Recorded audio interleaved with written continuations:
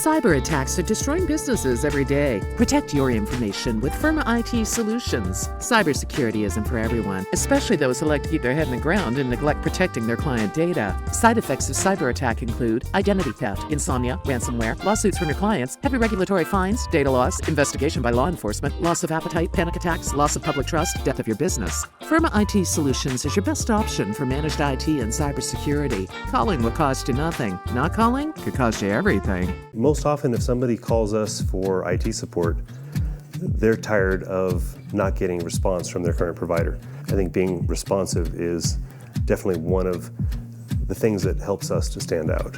Amnet's been in business since 1998, and we are in the Hall of Fame for the Better Business Bureau's Excellence in Customer Service Award. We've been selected as the best IT support company by the readers of the Business Journal. We've been a Colorado company to watch, and we're also a finalist for the Gazette's Best Workplaces. We want to serve our clients like an IT department would serve a corporation and make those things easier, take away a lot of the hassle so that people can get back to doing the job that they're hired to do. Well, if someone would like to meet with us to determine if our services, our team, is a good fit to be partners with their team, they can certainly go to our website at amnet.net or give us a call at 719-442-6683. If you come visit us at Amnet, you'll meet our office dog, Ajax. He's always happy to greet visitors, maybe sometimes a little too happy, but he's part of our company culture here.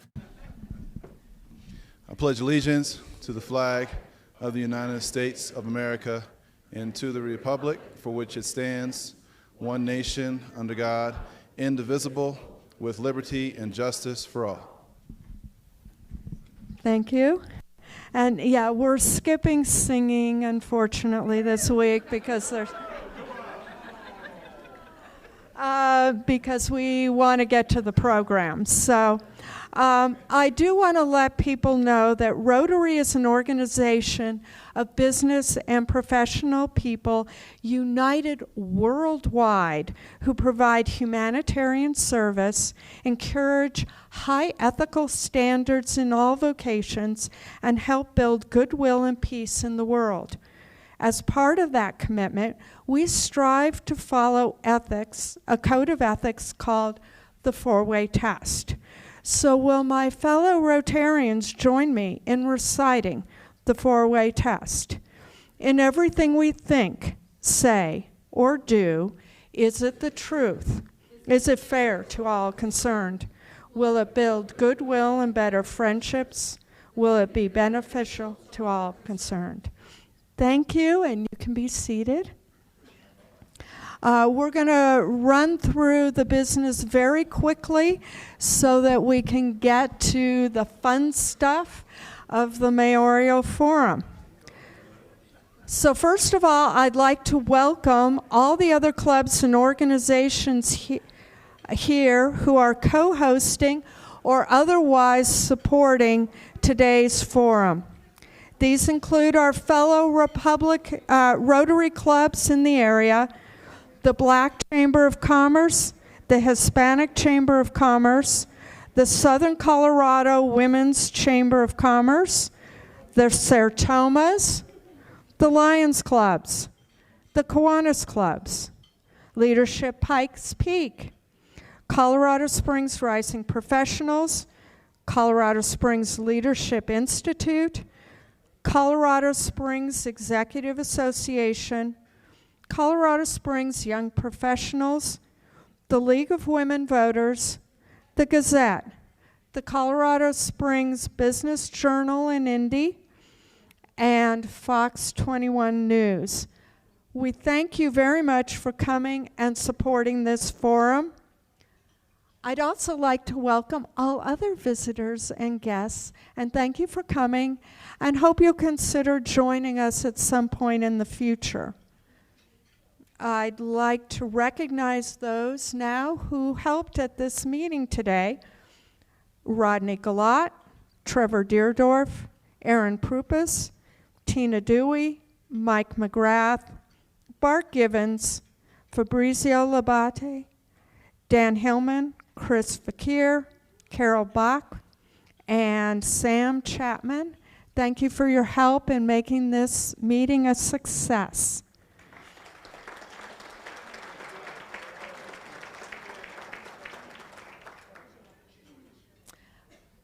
We are a service organization, and we have a multitude of service projects. On your tables are a list of several of the upcoming events in just the next few weeks. We'd like to invite you to consider joining us in these events, and we would welcome you to attend one of our future meetings. So you can contact us as you leave the meeting today. And I'm running really right on time, a little early, but we want to get to the forum. So I'd now like to introduce the moderator for today's Mayoral Forum, Trevor Deerdorf.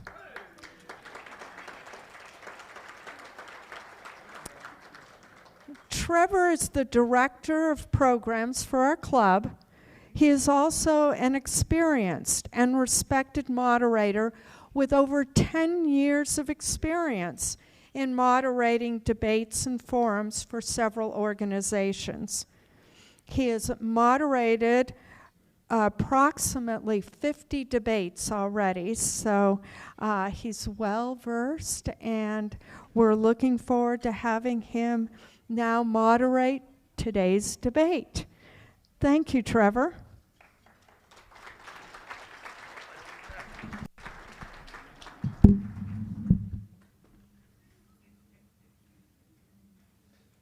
All right. Thank you all. Welcome. And you know what? I left something down at the table. Thank you, Kay. It's a brand new knee. I can't believe I just did that.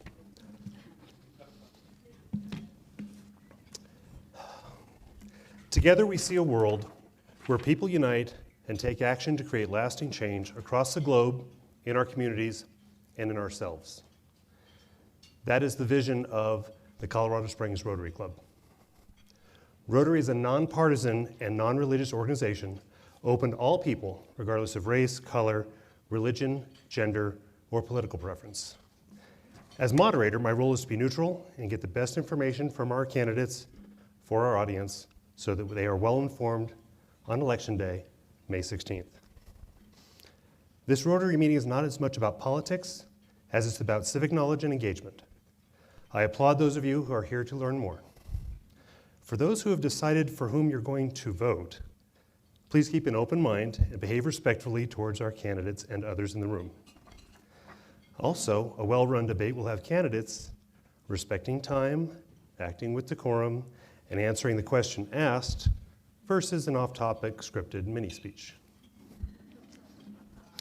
I want to thank the numerous organizations who partnered with the Rotary Club of Colorado Springs to fill these seats and to help your members be better informed.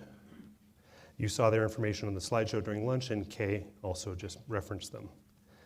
I want to also thank the Rotary Club of Colorado Springs Board for trusting me with this awesome and important task of moderating today. And thank you, candidates, for being here and your willingness to serve our community. If I could have our candidates come up and take a lectern. We're going to do a coin toss.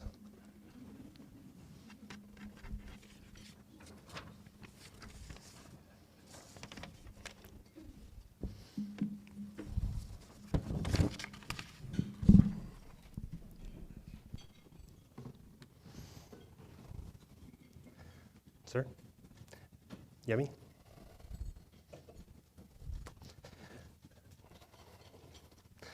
All right.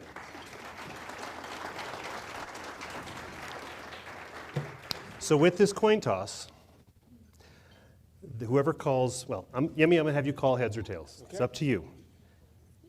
Whoever wins the coin toss will get to choose between either the first opening remarks or the final closing remarks. Okay. So kick off or receive, pretty much, right? All right.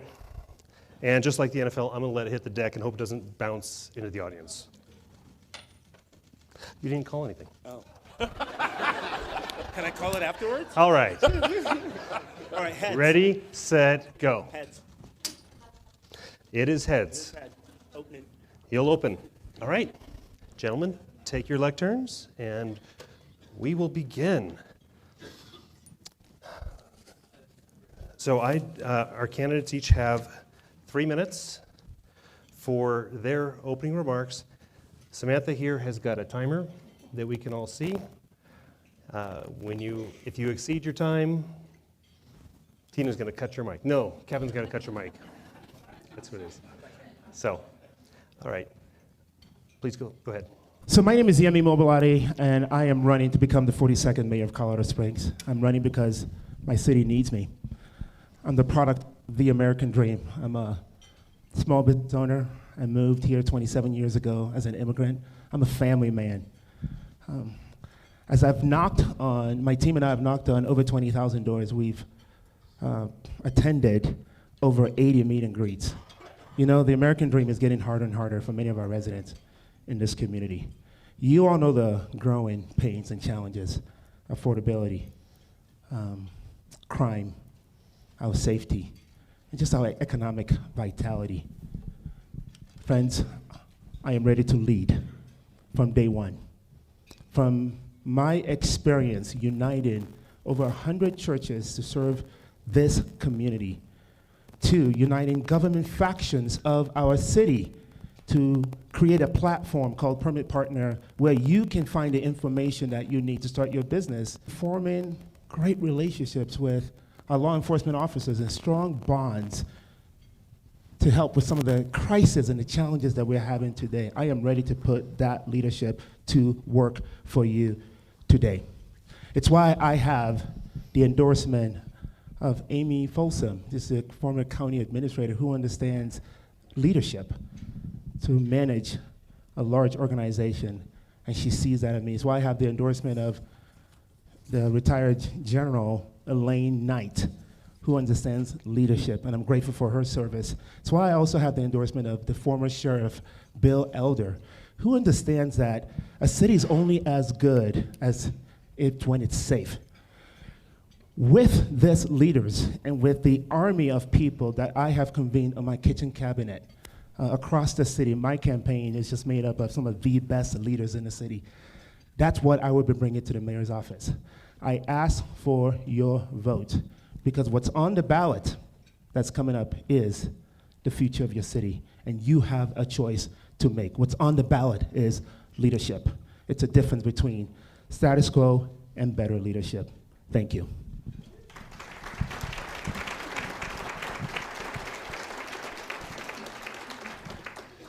So thank you all for having us. Once again, you get to lead off, Trevor. So just like it was the first forum when there were a dozen of us, it's also the first with just the two of us. So thank you for being here, and thank you for your work. And thank you also for the words of inspiration, because my grandfather was a Paul Harris Fellow, and I didn't understand what that actually meant. Now it means a lot more, so I appreciate your comments.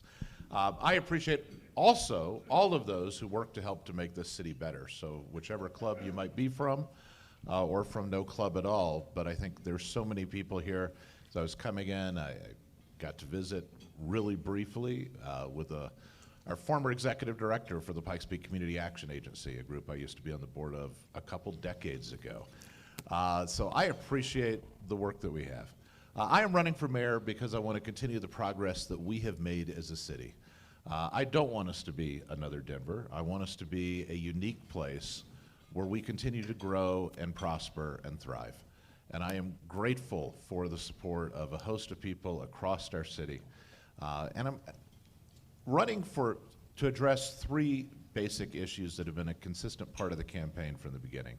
The first of those is public safety.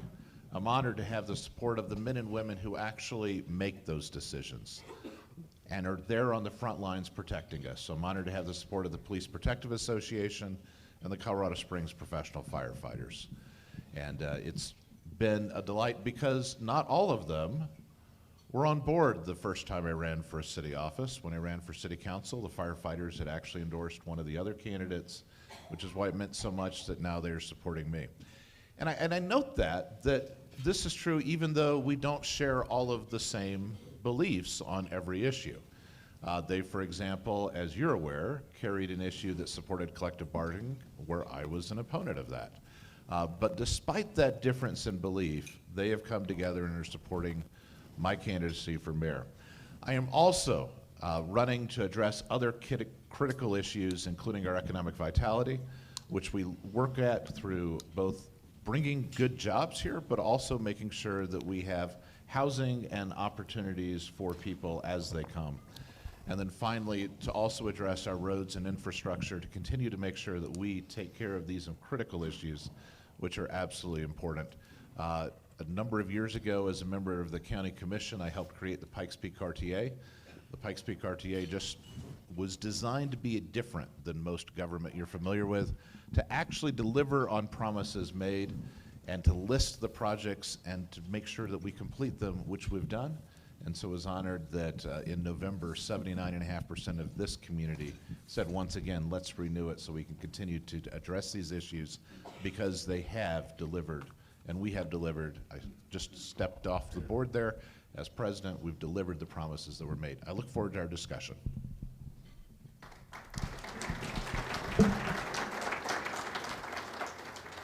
For those wondering where today's questions came from, we solicited input from lots of different organizations in our community with the interest of asking the questions that would likely differentiate our candidates versus getting an equal answer from each of them. So I thank those organizations that contributed. We had a committee of the Rotary Club members, a diverse group of our Rotary Club members, select the questions. We had about 30 submissions, and we're going to have time for 9, maybe 10 today. So with that, let's get going.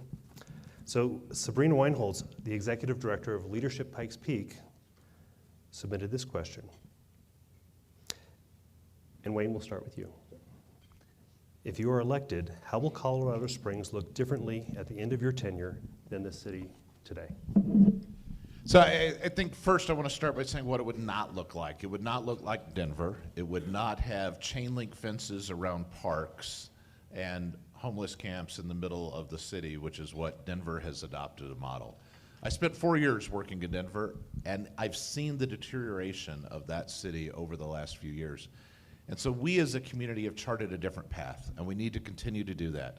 So Colorado Springs is going to continue to address critical transportation needs. We will deliver on the promises made in both 2C and in the Pikes Peak RTA. We will address those infrastructure needs. We'll continue to make sure that we address those stormwater needs, which have been an important part of our community. And we will also work to expand our sit-lie ordinance and to bring our police force and firefighters up to the level they need to be at, and to make sure that we address these needs through some new public safety fees that we've adopted since I've been on city council, and to make sure that growth pays its own way. The other thing that we're going to work on is to continue to acquire new water supplies. Yes, it's been a great year on the Colorado River this year, but one of the things that I want to continue to do, as I've done as the past chair of Colorado Springs Utilities, is to acquire additional water supplies so we are not mostly reliant on the Colorado. So we're going to continue to acquire additional water and to make it so that we never have to worry about whether when we turn on the tap, water will come out. We've got an agreement with Benton County for 15,000 acre feet. That's enough for 100,000 people. I want to work to make sure we actually acquire that water, that we have the legal right to do so under that agreement. So those are some of the things that I'm going to be focused on, and also to make sure that this economic vitality continues to be spread across all of our community, not just in a particular area. Downtown's been great. We want to make sure the rest of the city advances as well. All right, Yemi, how will the city look different at the end of your tenure? Friends, we've done a lot of work, but the city which Council Member Williams is talking about is a different city. The numbers speak for itself. In the last 4 years that you have been leading, affordability index has gone from 70% of homes being affordable to 18% of homes being affordable. Crime has gone 36% up in the last 4 years. Average mortgage has gone from $1,400 to $3,100. I did a meet and greet where there was a lady in attendant who used to be a teacher, and with tears in her eyes, she was mentioning that she had to leave teaching because she couldn't afford to live in the city. Friends, I hate to break it to you, we're already becoming like Denver. The definition of insanity is to do the same things over and over and keep expecting the results to be different. My administration will lean into the issues. We'll lean into your issues, and we'll welcome neighbors and families to the table. Your interests, not special interests, to look at the issues with fresh eyes, as President Reagan once said, when he was accused for not having experience, because ballot experience does not equate to leadership experience. I will bring the experience of consistently bringing communities around the table to solve our city's toughest problem to the mayor's office. And by the end of my tenure, families will feel safer. By the end of my tenure, it will be easier to navigate this city, and we will protect our water resources. Thank you.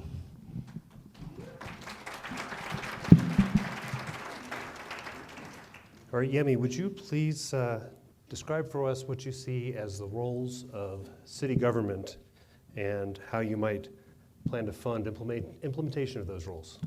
Yes, I'd like to answer that question through the lenses of families. The role of city government is to ensure that our kids, grandkids, and our families are safe, number one. The role of city government is to ensure that our families have access to our parks and playgrounds. I'm a parent of 3 young kids, and we depend on that infrastructure. The role of city government is to ensure that we can navigate the roads and the aging roads and ensure that we have water for today and tomorrow. And those happen to be your 3 priorities of city government: public safety, public parks, and public infrastructure, according to our city code and our city charter. So that is the most essential functions of your government. Stepping into office in June and in July, the budget season begins mid-July. And it's my intent that the budget those priorities will be represented in the budget. The priorities that I have run, listening to you, those will make its way into the budget, and you will see that reflected. Thank you. All right, Wayne. Oh, sorry.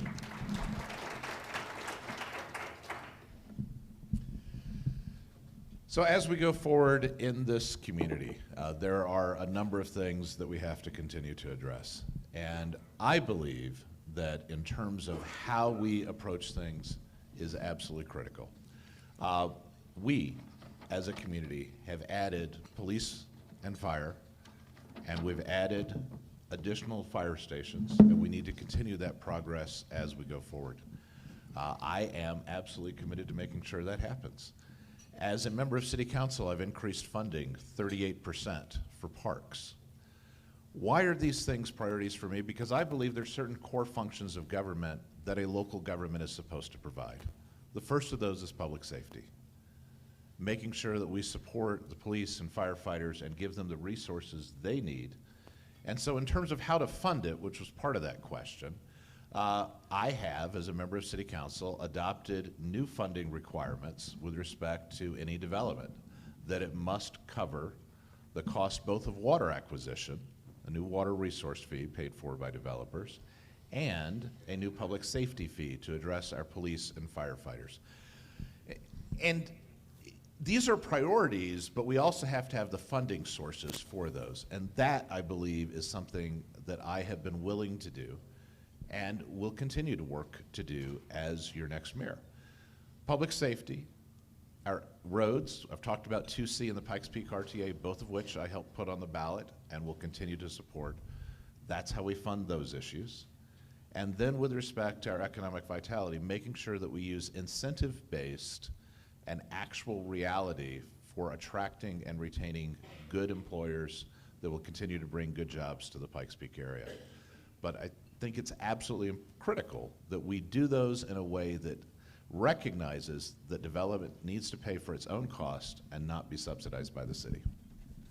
All right, thank you. Brianna Gent of the Gazette asked, How would you maintain effective relationships with City Council and County Commissioners? And I presume we're alternating back Yes. and forth, right? Wayne, please go ahead. Didn't want to jump on. That's all right. Didn't want to jump on that. So I think it's absolutely critical that we as a community work together. You know, all of us pay taxes to both the city and the county. And I have never seen someone say, you know, I wish they would spend those resources suing each other. Instead, what we actually wanted to have them do is work together. So when Lionel Rivera was mayor, he and I helped create the Pikes Peak RTA, where it is unique that you actually have two entities working together to address the transportation needs in our community. I continue to have good relationships with City Council on which I served. I do have the support of all four of the leaders on City Council and the Utilities Board, and have the support of the majority of City Council. I have also worked closely with the county commissioners and will continue to work with them to accomplish the needs of our community. We are a region. We are not just a city. And what happens in the city of Colorado Springs affects very much what happens throughout our community. And that's true whether you live in the city or not. Because all of us pay taxes to both, even if it's just when you come in for a meal at a restaurant. And so recognizing that, working together. So one of the things we did recently with respect to Mark Shuffle, and with Powers Boulevard, both of those are in the Pikes Peak RTA 3 that was just approved by the voters, and those are joint city and county projects that we were able to negotiate and to get approval from both the county and the city to put on the ballot. I've demonstrated that ability to work together, and I will continue to do that as your next mayor. Thank you. I do agree with Councilmember Williams that the success of the city is contingent on the success of the entire region. You need your elected officials to get along. That's why we have to keep Washington, D.C. politics away from our city. Thank you. Amen to that, too. This is part of my first 100 days plan in the office. I talked about budget. You know, by June 30th, I'm reporting to the residents the state of the 2023 budget. By mid-July, we have started the 2024 budget process. Closely related to that is the work of your next mayor to ensure that we have great relationships with the county and with our area municipal leaders. It's why I have already started meeting with many of these leaders, many of our city council members. I started to reach out to our county commissioners. I started to reach out to area mayors. I have a meeting with the Mayor of Monument next week. I've also started to reach out to our law enforcement leaders, Chief Heber and Fountain Chief of Police, as well as Joe Roybal. So it is essential that we work together on your behalf, because if we don't, the residents and the taxpayers, you pay the price. And I'm proud of the ability to collaborate. I'm a relentless collaborator, and to bring people together, even enemies. In my track record, enemies will show up on my account because we have work to do. And that's the leadership you can expect from your next mayor. Thank you. Thank you, Yemi. Yemi. John Reeder Claymeyer, President and CEO of the Chamber of Commerce and EDC, asks, the relationships with our governor, his cabinet, and the state legislature matter. How will you go about building relationships and trust with the current state administration and elected officials from both sides of the aisle? That's a great question. That ties into the last question and the last answer I just provided. I remember when the former head of the Office of Economic Development and International Trade called me. Her name is Betsy Markey. She called me 3 years ago to ask me to be a part of the Governor's Economic Resiliency Council. There were 12 of us on that team, incredible leaders from across the state. And we were there to advise the governor on, I was representing Southern Colorado, advising the governor of, this is how we want your policies to benefit our community. Friends, I believe Sally Clark would say it on the campaign trail, if you're not at the table, you're on the menu. That's just the truth. Thank you, Sally. If you're not on the table, you're at the menu. And I don't want us to be in the menu. I am tired of Colorado Springs being in the menu. We need to show up. We need to show up for you. We need to show up for our residents. We need to show up for our families. My relationships, yes, it's on the state level with our governor, because I am a governor's fellow, and that program invites the best and brightest from the state into the highest levels of state government. So that exposure, those relationships, gives me the ability to pick up the phone and call anybody that I need to call to work and act on your behalf. And here's the last thing I would say. I did a meet and greet where a state legislator was present, and she raised her hand and said, what are you going to do from the mayor's office and to ensure that you are communicating with us? And I looked at her and I said, that's not happening? She said, no. Friends, that's about to change, because there are a lot of policies and bills that are being made on the state level that are actually hurting our community. And with my administration, I ensure you that I will be in constant communication with our state representative to ensure that they are making decisions to benefit us, not hurt us. Thank you.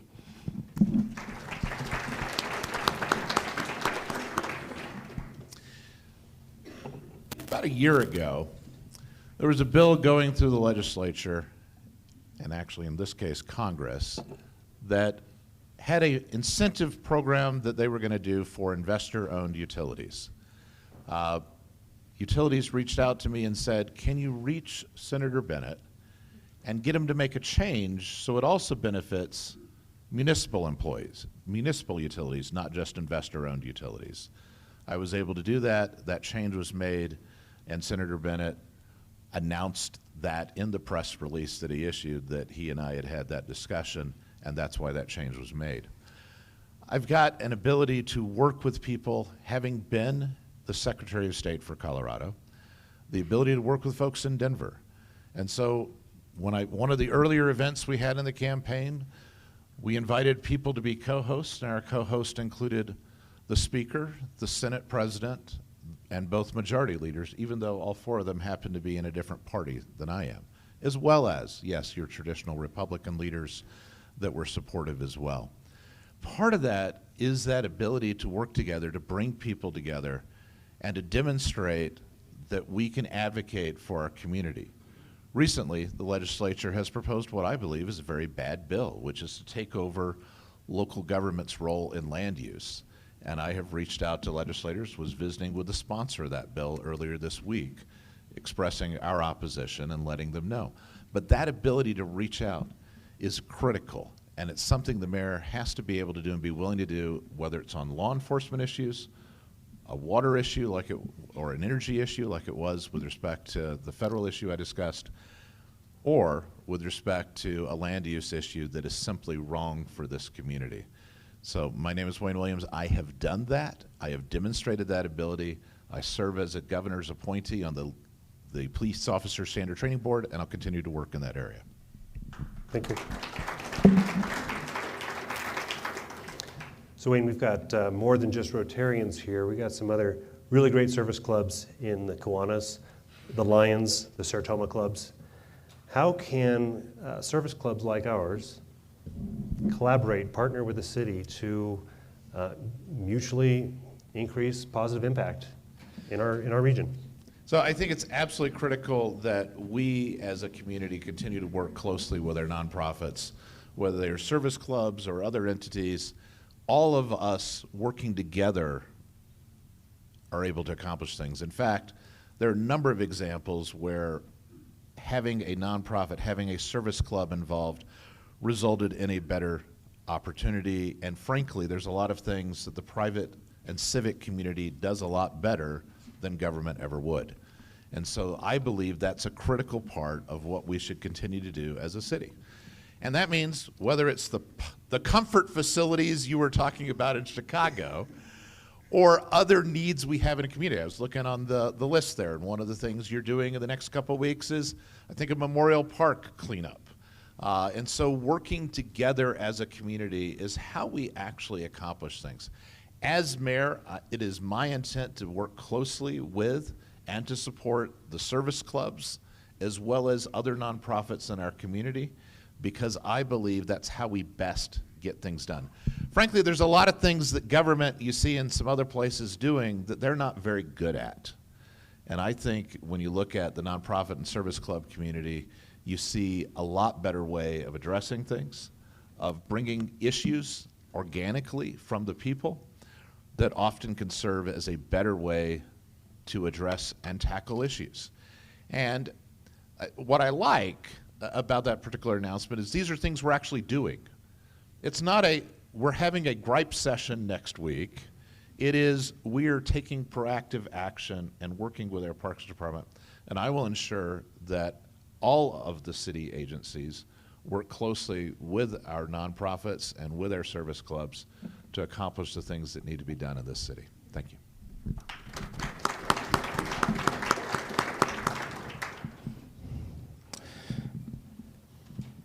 Our service clubs, I wrote down the values: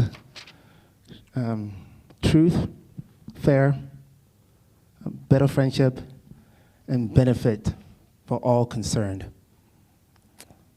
That's what this group is about. And we need you, especially these days, as we navigate the complexities of our social, political, and cultural climate. At my watch party speech, I cast a big vision, and I talked about the city architects of our community, and the nonprofit community being a very important part of that. What our nonprofit communities does, including the one I founded called COS I Love You, as we work together to tackle some of our city's toughest problems, we need you. So I will engage these 4 legacy entities, because there's a lot the mayor's office can benefit from in close partnership with you. We need you. We can't solve some of our problems without you. And the last thing I would say is my philosophy of government and governance is that solutions must be pursued at the most local level. Councilmember Williams and I actually share that in common. There are things that government just really suck at that we shouldn't be doing, frankly. And we need our nonprofit community. It's why I co-founded Cause I Love You, because I knew that we could come alongside the mayor's office and raise $1 million to help end homelessness. It's why I stepped into Thrive Network as we are helping our residents in 80910 and 80916 zip codes, thank you, and transforming the community by teaching residents how to start businesses in Southeast Colorado Springs and to bring about socioeconomic mobility.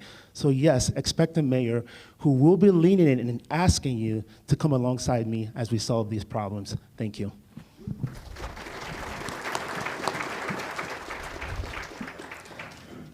All right, Yemi, this was kind of a combination of 2 questions from Doug Price, the CEO of Visit Colorado Springs, and Terry Weber of the League of Women Voters of the Pikes Peak region. Tourism is the #2 economic driver for our region. The city of Colorado Springs established a lodging and auto rental tax in 1980. It was set at 2% on lodging and 1% on rental cars.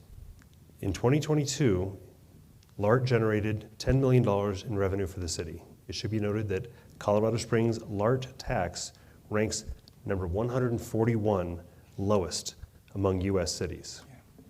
Over the years, there's been discussion with regards to asking voters to support an increase to the tax that visitors pay. Visitors is underlined. But has never appeared on a ballot. Now that TOP's tax extension has been overwhelmingly passed by the voters, would you support a ballot initiative to raise the LART tax?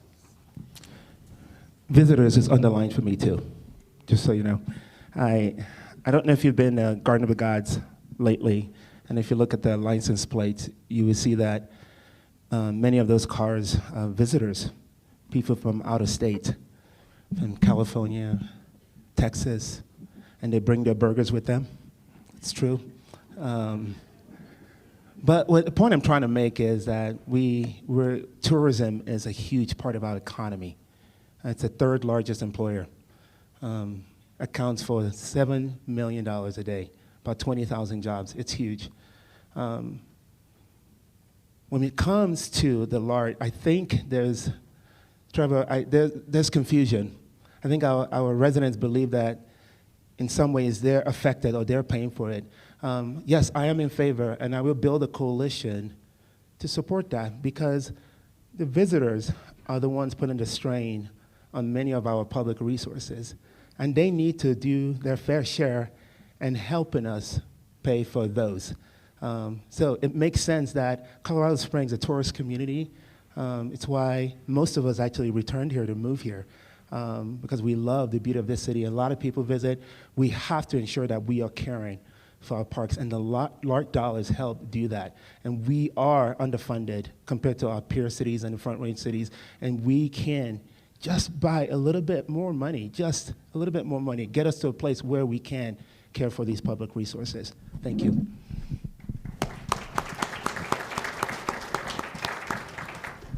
Here's the reality. If you increased LART to 4% and 2%, the equivalent of a doubling of the rate, we would still have one of the lowest lodging and auto rental taxes in the country. Right. So when we talk about, and this is one of the things that Yemi and I agree on, one of the things that the reality is, there are certain areas that are appropriate to tax. And yes, there is a small impact on all of us, because our auto rental tax does get paid for some of us when we have that hailstorm and our cars in the shop getting fixed. And so there's this tiny, tiny component of it that's paid by people who live here. But almost all of it is paid for by people who live outside of our community. And here's the reality as well. So yes, some of those license plates at Garden of the Gods, when you look, are from Colorado, but a lot of them have their friends who flew in from out of town. And so yes, they are still, in many cases, tourists who are coming to these great facilities. And when we have tourist-burdened parks, it's appropriate, Madam President,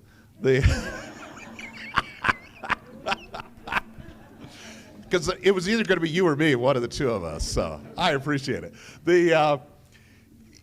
I do believe that it is appropriate to build that coalition. I've begun those discussions with our largest payers of the tax, the hoteliers in town. I have served as a liaison to the Lodging and Auto Rental Tax Advisory Commission.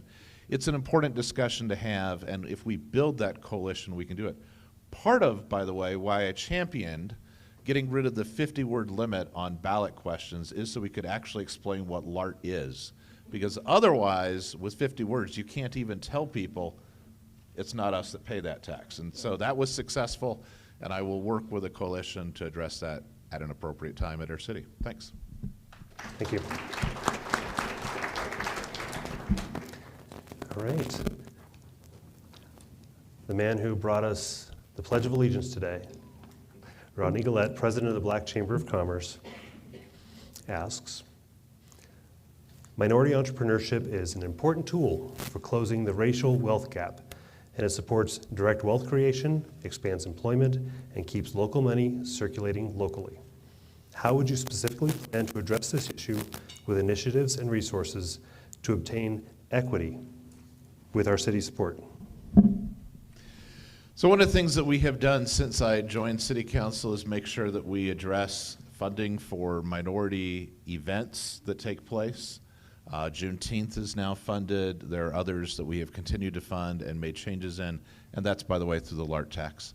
That also supports some civic organizations and some of our community events like our 4th of July celebration. It's interesting, by the way, the two sponsors, the two people who actually sponsored and stuck their ads during Rodney's one of the events, the Black Chamber of Commerce, are the two who happen to be here still. The other... You're welcome, sir. Yeah, I told him after the results, I said, apparently that's the key to getting into the runoff is you got to sponsor one of those things. So I do believe in working closely with our minority community. As clerk and recorder, I was working closely with the Black Latino Coalition on choosing sites that made sense for polling places, trying to make sure that we covered all of our community. And then with drop boxes and that process as well. So I actually have a record of doing that and working closely. As the mayor, I will continue to work not just for things that might benefit a particular area, but particularly to target those areas where more assistance is needed.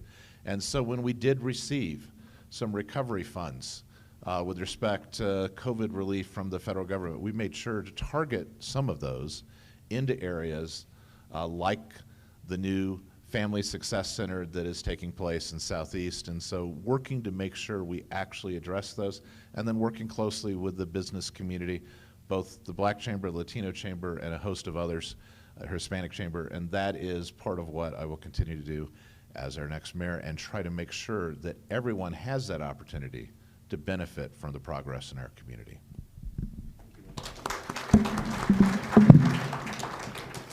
This question is not just a great idea, it's something that's very important to me. I have lived this reality. Excuse me, as an immigrant, and the reason why I have the opportunities I have to even lead in this community is because of having an opportunity to start 3 businesses. That socioeconomic mobility was important for me to achieve the American dream, to provide jobs, enhance our tax base. Friends, it's why I threw my energy and my leadership into helping our minority residents in Southeast Colorado Springs through that program I talked about called Thrive Network, that we will bring about socioeconomic mobility and help families by teaching them how to start business and supporting them along the way and teaching them how to pay it forward. It's my story, and it's going to be the story of Colorado Springs. And furthermore, we talked about Rodney. I'm proud to, and the Black Chamber folks here, I'm proud to have been a part of that reboot effort as we brought the leaders of the Black Chamber and the Black Business Network. I'm looking at one of them together to say, we need to work together for our Black businesses. And friends, finally, I did this work when I was at city government. I was a small business development administrator. I'm really the only candidate in this entire race that actually has experience working inside of city government as one of the 2,500 people I'm going to be working with. And while I was in city government, I was the Southeast Economic Vitality Project Manager. And part of that responsibility was bringing some of our city's most elite leaders together around the table with our Southeast leader. And we said, what else do we need to do to make Southeast just a vibrant place? And one of the top issues that came is entrepreneurship and resources to support entrepreneurs. And that's what I will continue when I get back to the mayor's office. Thank you. Thank you, Amy.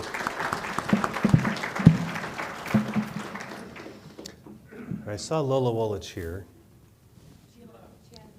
but this is her question. Lola's head of the Southern Colorado Women's Chamber. And Yemi, she'd like to know how you will handle the legislative bills coming from the state capitol that negatively impact our businesses and residents. These bills will cost small businesses, decrease property values, and much more. We have businesses not expanding in Colorado and leaving to other states due to the legislative bills not being good for business. Yes, we have state and county incentives, but that will not retain our businesses if it's too costly to operate in Colorado. Trevor, that's a great question, and Lola and I actually had a one-on-one right here about this same question. She was able to ask it of me directly, so I'm able to give you the answers that I gave her. First of all, I just want to mention the work the Women's Chamber is doing to enhance the economic vitality of our community. And yeah, thank you. Yeah, it's one of the many minority chambers I will be supporting. When I was at the city, during my time at the city, I ignited the relationship between city and the Women's Chamber, and I fully intend to continue that. So Lola asked a really great question. It's on the top of our minds, some of the activities and the decisions that are coming to the state level affecting our community. It's why you need a leader, not just with access to the state level. We've talked about the State Bill 213 that is on the top of many of our minds that will literally take over and assume control over our own zoning laws. When we have done the work over the last 3 years and getting to a place where we're still trying to make sense of our own local zoning laws. And I have great concerns about that bill coming down the pipeline. So you need a leader who not only has the relationships, but who can look at those decisions with fresh eyes. And I know Councilmember Williams has a relationship. He's been in it, and I would just question your ability to look at it with fresh eyes as I would be able to. And so I will fight for our city. I will fight for your priorities. I will fight to ensure that those decisions are not affecting our ability to keep our city safe and our ability to own our own homes, because that is part of the American dream, and that autonomy that we have to be able to purchase homes and make that decision ourselves, that belongs to us. And so that is part of the work of your next mayor. Thank you.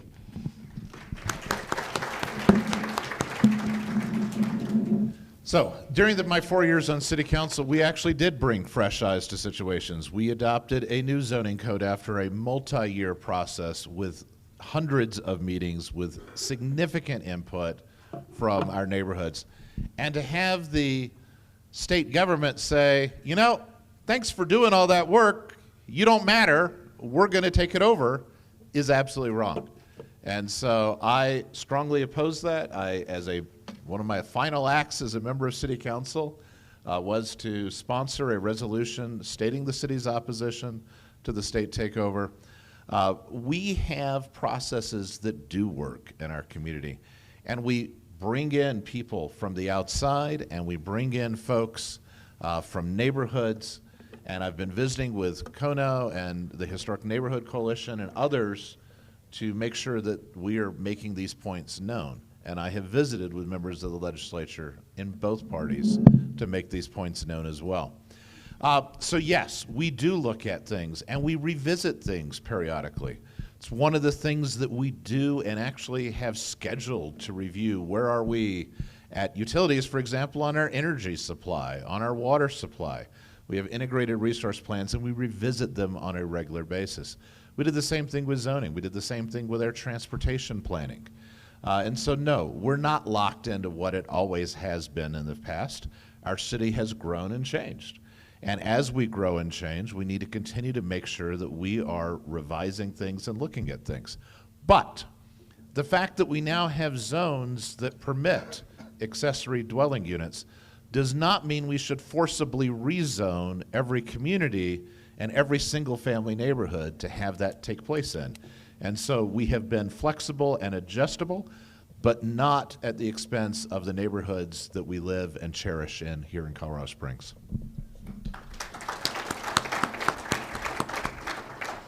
So along the lines of zoning development,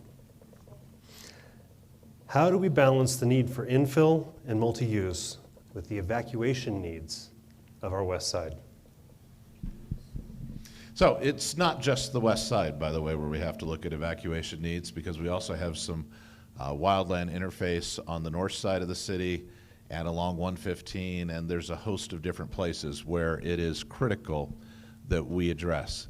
And one of the things we've done on City Council is, for the first time ever, City Council actually adopted a fire evacuation ordinance. That's something we had not done before, and we adopted it unanimously on a 9-0 vote. As we go forward, we need to look at that and make sure it's actually working. There's certainly been discussion at some of our forums that not everyone has signed up for the Know Your Zone and knowing these other things. But the ability to micro-target is critical. It's also important that we address transportation needs on an area that actually looks at this as part of the process. And so one of the things we did while I was on City Council is we extended Centennial down to the Fontenaro interchange. We're now fixing the Fontenaro interchange so it can handle that. But that was a two-step process which provides another access route out of that part of the west side. Those are parts of the things that we need to do. As we balance things, one of the things that I have looked at are what are the traffic counts in proposed projects. Now, that doesn't mean that everything on the west side, we had a daycare that was increasing by 4 kids, and the argument was that would significantly impact traffic. I wasn't convinced on that particular one. 4 trips maybe, but it is part of what we have to look at and make sure we are addressing as a community. It also means looking at where the potential choke points are. So how do we make sure that when we get to that choke point that the throughput takes place that needs to? I was evacuated during Waldo Canyon. I recognize that process. I got evacuated on primary election day. And it's part of what we have to address as a community going forward. Thanks. Certainly. Amy? The heart of this question is, can we keep our community safe while at the same time recognizing the needs for more housing? Friends, when we talk about infill, it's one of the lowest hanging fruit opportunity we have to address the fact that we're 12,000 units short, which is a problem. Demand is high, supply is low. And yet, at the same time, many of our neighbors remember Waldo in Black Forest and how hard it was to get out. There's a lot of pain point, and I actually want to acknowledge Sally and her work she's done with the West Side groups and provide voice for many of those residents. I had a meeting recently with the fire chief, and it was a great meeting, and I made it clear that it is my intent to relook at many of those decisions and those issues with fresh eyes, because there is tension that they don't believe that the government is listening, that government is looking out for them, because those fire realities is a real thing for us in this community. We're in the middle of fire season, friends. I mean, it's a real reality. Many of you in this room remember that day and how dark and how sad that was for our community. And we have made a lot of improvements, friends, and we still have a ways to go. So the type of leadership I'm proposing, it's not or, it's an and. It's an Abraham Lincoln style leadership. It's a third way that we can figure out how to get those alerts to our residents that they know when to evacuate. We can listen to them, and we can also address our housing affordable shortages, housing shortages. Ultimately, know this from me, you have a mayor who will listen, and your voice will be represented in my administration. Thank you for that question.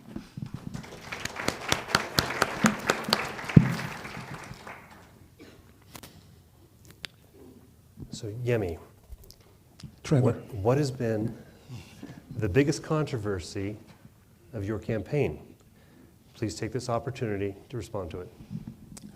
Up till yesterday, I thought it was, Yemi, you didn't have, what leadership do you have for the mayor's office? After yesterday, I learned that it's a collective bargaining, and there was something else that was in digital ad. But what I really want to address is the leadership question, and that's a fair question, because the heart of many of your question, you have a political newcomer. You have a guy who has actually never been in elected office. And you're saying, what makes you special? Why you? Friends, I believe my April 4th performance, which is in part to credit to many of you in this room, is because there's a hunger for a new type of leadership. The heart of your question, I know you're asking, is, do you have ballot experience? No, and I'm proud of that. That's what pulls me closely, why I'm so drawn to the President Reagan style leadership, because he didn't have ballot experience, but he had leadership. Did a forum, one of the forum that Ent Center, I don't know if some of you were there, it was split into 6 groups at a time. I was part of the first group, and we went backstage, and this retired Air Force officer pulled me aside and said, "You don't know me, I've been watching you, and boy, you have leadership." You see, our military personnel know leadership when they see it. I have leadership, I have experience from my time within city government and the things that I've accomplished, to being a business owner, starting 3 businesses, and I've been through ups and downs, and we have survived. I am a leader in the arena. From my nonprofit work and the organizations I've started in the nonprofit sector, over and over and over, I have demonstrated the ability to bring people together and get things done for this city. So when it comes to the type of mayor you want for the future, you are looking at him. Thank you.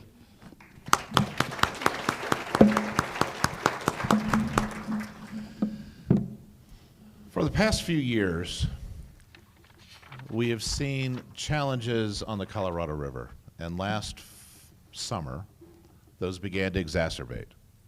And then in early September, it may have been mid-September, federal government announced for the first time they were going to address some specific issues with respect to the Colorado River. And folks, here's the reality. When you count reuse, 70% of our water in Colorado Springs, that water in those glasses right there, 70% of that came out of the Colorado.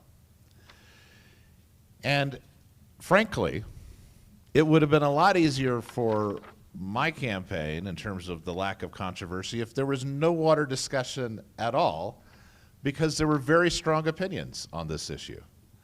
But part of leadership is being willing to listen and make decisions when tough issues confront our community.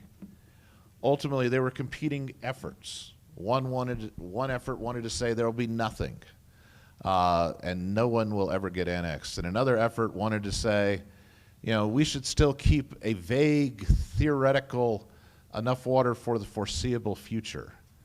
And I don't believe either of those was the right decision. And instead, we on City Council adopted an ordinance that said there has to be a buffer for water.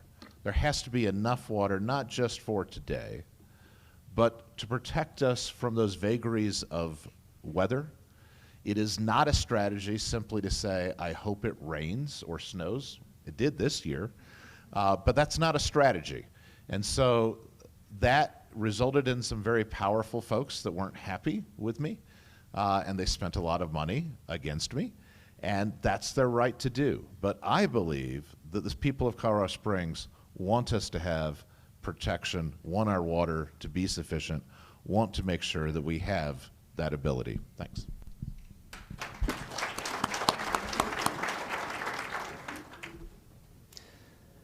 Wayne, in the wake of the Club Q shooting, how would you support the LGBTQ plus community?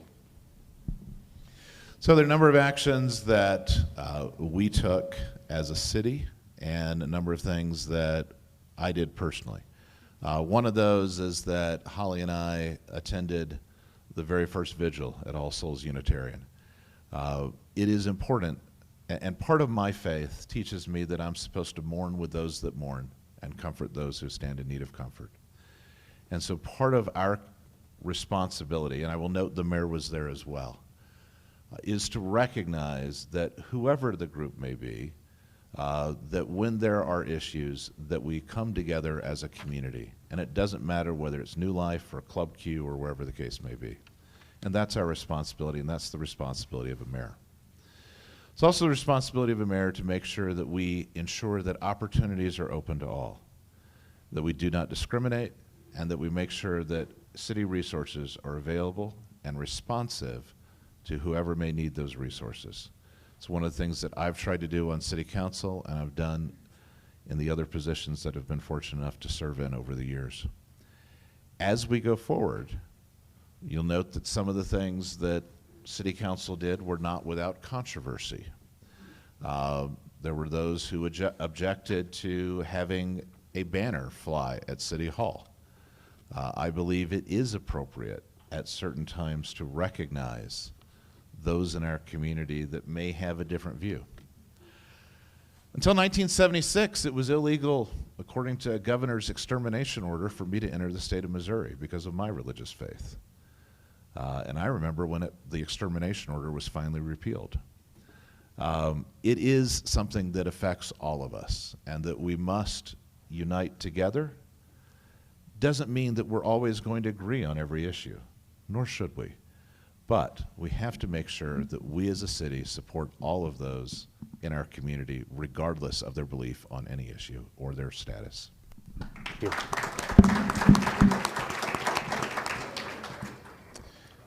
Hate crime is unfortunately far too common in our country. And the attacks at Club Q still grieves me, breaks my heart.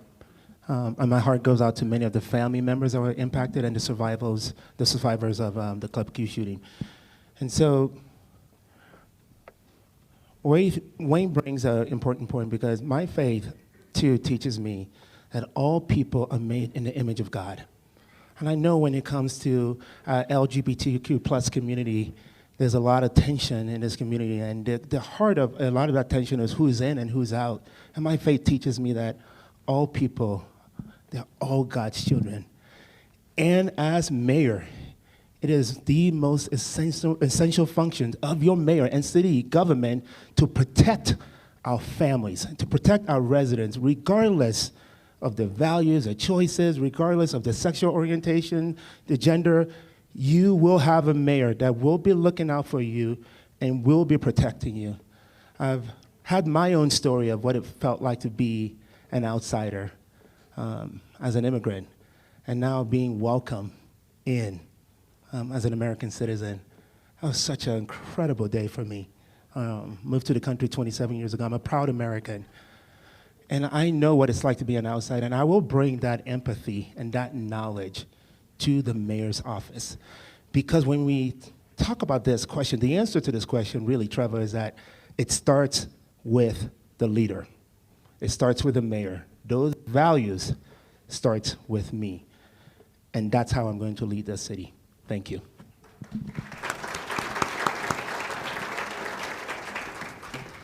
All right, as we wrap up our time and our questions, I would like each of you to say something nice about the other.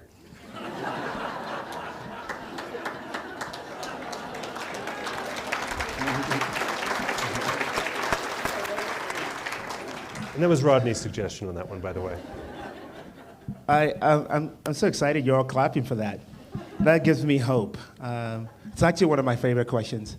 I'm a political newcomer. This is a first-time experience for me. It's you submit yourself to criticism, public scrutiny, and everything between. You know what I'm talking about, including some crazies. You put yourself out there.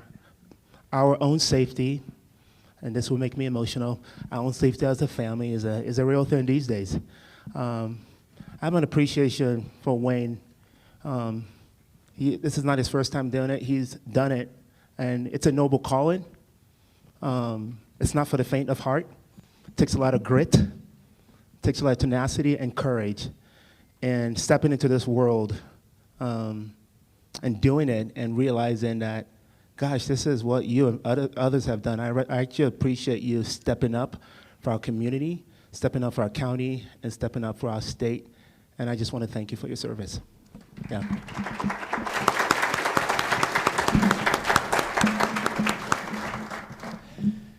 Yemi and I, before this campaign, had not gotten to know each other very well. We'd seen each other occasionally, but we didn't really have the time to visit. And one of the things I appreciate from the very beginning is you're reaching out to say, hey, let's have a conversation. And he even treated me at his restaurant there. And we had the opportunity to have that discussion. One of the things that I do believe is absolutely true. We may disagree on a few issues, although you didn't elicit as many disagreements as you might have anticipated from some of those questions. Because I believe that Yemi is focused on trying to make sure this is a good city, that he cares about us, that you've demonstrated that through the things you've done in the past and through what you've said and done in the campaign. My wife and I have been married for 37 years. We don't agree on everything either. But I will say that regardless of what happens in this particular race, I hope we continue to develop that friendship. I am actually good friends with some of the people that I've run against in the past. I've even taken criticism because I dared to actually do a PSA with one of the people I've run against in the past, right? And so that's the reality, right? I believe that you care about our community and that you are very sincere in that. And I wish you the best going forward, sir. Thank you.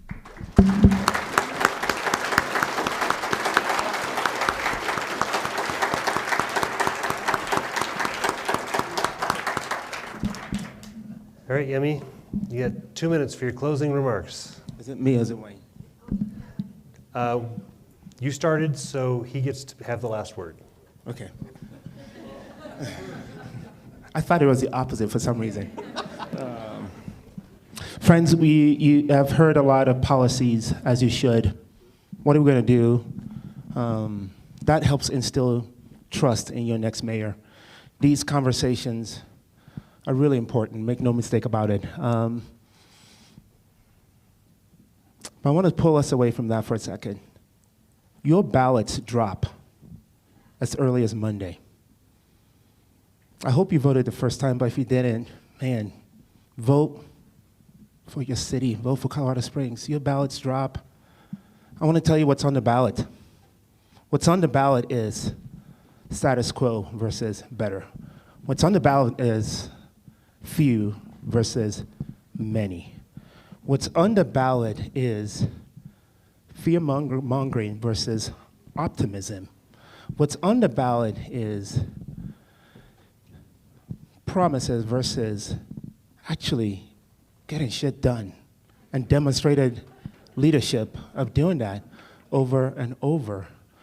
What's on the ballot is past versus future. Friends, this election is a critical one. I know we say it all the time, but it truly is. And you are elected two leaders. I'm convinced that either one of us will be okay. Like your city will be okay. Neither one of us want to do this city wrong. But you have an opportunity to elect greatness. And that greatness is because you come with me. It's not just because of me, it's because of you. And it's why I'm proud to have the endorsement of so many people, the retired Fire Chief Ted Colas, Tom Strand, who ran with us, Pat Rigdon, the retired Chief of Police, and the list goes on. And I ask for your endorsement as well. Thank you for listening to us, and God bless you.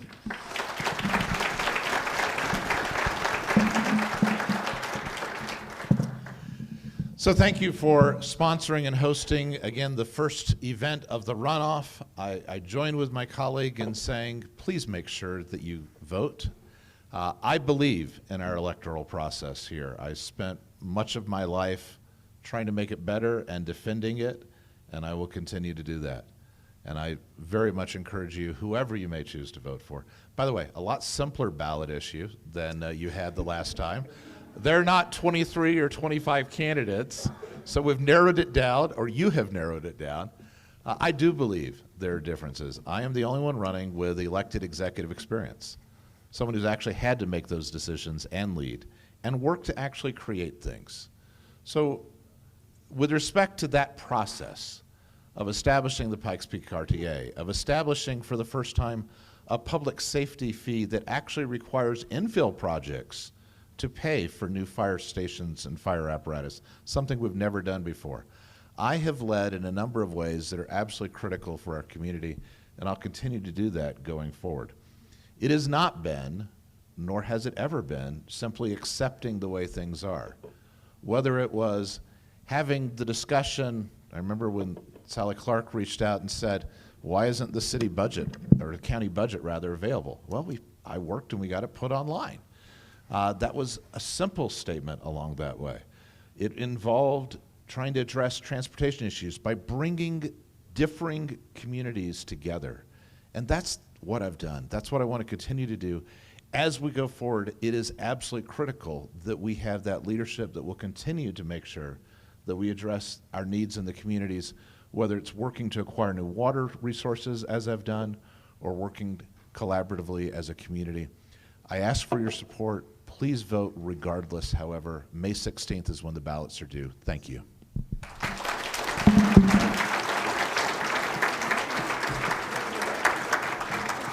Thank you for closing remarks.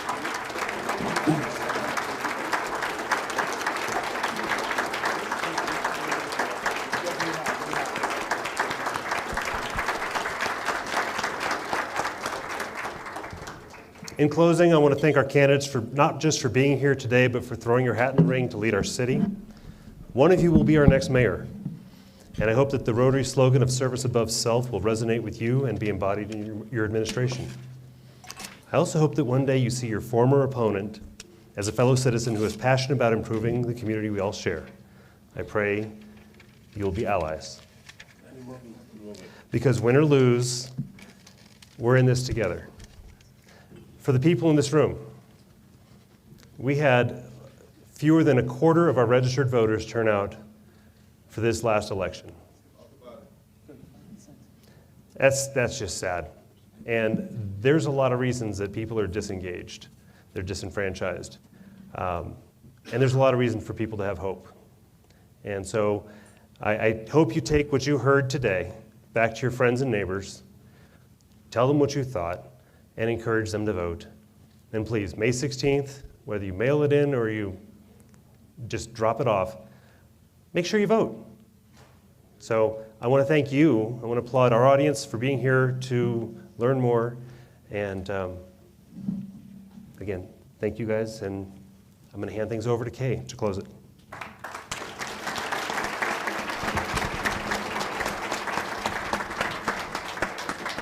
Thank you all for coming. I also want to let you know we'll have a link on our website to replay this debate.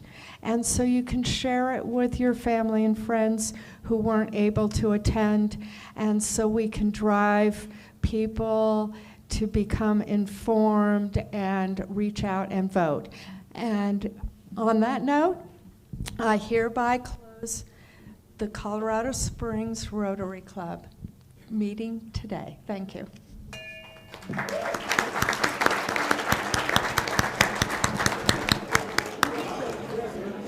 Thank you.